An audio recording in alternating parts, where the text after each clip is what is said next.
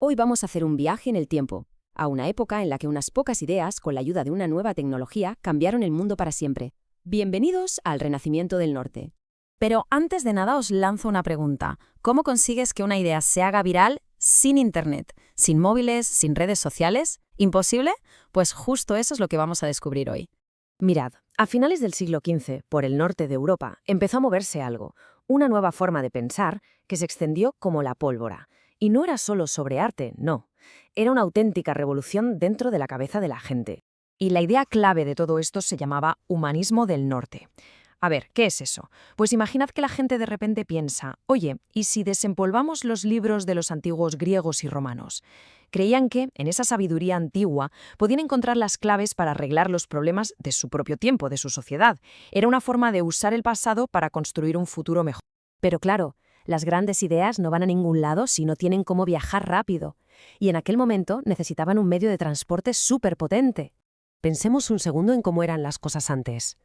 Cada libro se copiaba a mano, letra por letra, un proceso lentísimo que los convertía en objetos de lujo, súper raros y carísimos. Pero de repente, ¡boom!, algo lo cambió todo.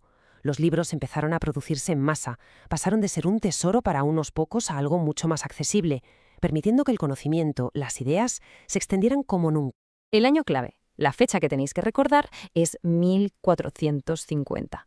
Fue entonces cuando un tal Johannes Gutenberg inventó la imprenta de tipos móviles. Este cacharro fue el verdadero motor que puso en marcha toda esta revolución. La imprenta fue el motor del cambio, ¿sí? Y al volante de ese motor se sentaron dos pensadores que supieron usarla como nadie para que sus ideas recorrieran toda Europa.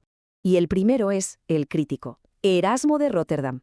Para que nos entendamos, Erasmo era la mayor celebridad intelectual de su tiempo, un auténtico influencer de la época. Todo el mundo leía lo que escribía. Y su arma secreta era la sátira. ¿Qué es la sátira? Pues es, básicamente, usar el humor, la ironía o la exageración para criticar y dejar en evidencia las tonterías o los defectos de la gente, sobre todo de la gente con poder. Y vaya si la usó. En su libro más famoso, Elogio de la locura, es la propia locura la que toma la palabra y se ríe de todo el mundo, de los reyes corruptos, de los curas que no cumplían con lo que predicaban, de los sabios que se pasaban el día discutiendo sobre cosas inútiles. Era una forma súper inteligente de hacer que la gente se parara a pensar. Pero Erasmo no se dedicaba solo a criticar. Tenía un objetivo mucho más grande. Él creía que todas las personas debían ser capaces de entender los textos importantes por sí mismas, sin que nadie les dijera qué pensar. Y lo que hizo fue monumental. Se fue a los manuscritos originales en griego del Nuevo Testamento, corrigió fallos que llevaban ahí siglos y publicó una nueva edición bilingüe. Su sueño era que la Biblia se tradujera a los idiomas que hablaba la gente normal, para que cualquiera pudiera leerla. Y ojo, aunque él no quería romper con la Iglesia, al animar a la gente a leer y a pensar por sí misma, sin quererlo, abrió una puerta por la que luego entraría la Reforma Protestante. Y ahora vamos con el soñador, Tomás Moro, un abogado y político inglés, colega de Erasmo, que se atrevió a imaginar un mundo completamente diferente al suyo. Moro nos regaló una palabra que seguimos usando hoy, utopía. Viene del griego y curiosamente significa ningún lugar.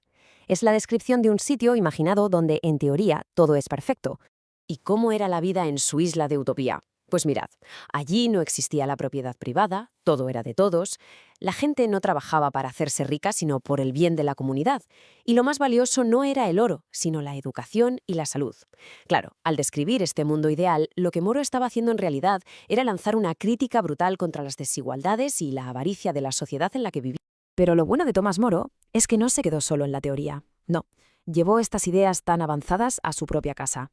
Y en un tema fue un auténtico revolucionario para su tiempo. Se aseguró de que sus hijas recibieran exactamente la misma educación que cualquier hombre de su clase. Estudiaron latín, griego, filosofía, astronomía. Esto era algo impensable para una mujer en esa época. Con esto demostró con hechos que creía de verdad en el poder del conocimiento para todo el mundo, sin distinción. Vale, y para entender bien este movimiento es muy útil compararlo con lo que pasaba más al sur, en Italia. Vamos a ver las diferencias entre los dos renacimientos. A ver, aunque a los dos les flipaba la cultura clásica, sus objetivos eran diferentes. El humanismo italiano estaba más centrado en la belleza, en el arte, en la gloria personal. Quería revivir la grandeza de la antigua Roma. El del norte, en cambio, era mucho más práctico. Se preguntaban, vale, esta sabiduría antigua es genial, pero ¿Cómo la usamos para mejorar la sociedad y la religión ahora? Por eso en el norte destacaron más la literatura y la pintura, y en Italia la escultura y la arquitectura. Y después de todo esto, ¿qué impacto tuvo? ¿Qué legado nos dejaron estos pensadores y su revolución de ideas? Pues vamos a ver la onda expansiva que provocaron. Pues básicamente cambiaron las reglas del juego. Primero porque fomentaron el pensamiento crítico. Animaron a la gente a ir a las fuentes originales, a leer por sí misma y a no creerse todo lo que les decían sin más. Segundo, porque gracias a la imprenta y a estas nuevas ideas, crearon un público mucho más informado y educado. Y tercero, y esto es clave, todo esto preparó el terreno para el mundo moderno, para las grandes revoluciones científicas y sociales que estaban por venir. Así que la idea fundamental es esta. Lo que defendían Erasmo y Moro sobre la importancia de la educación para todos, la justicia social y la necesidad de pensar de forma crítica no son solo cosas del pasado. Siguen siendo los pilares de muchos de los valores que defendemos hoy. Y para terminar, os dejo con una última reflexión. La utopía de Moro era una isla imaginaria pensada hace 500 años. Si alguien tuviera que diseñar una sociedad perfecta hoy, ¿cómo sería? ¿Qué cosas cambiaríamos de nuestro mundo? Ahí lo dejo.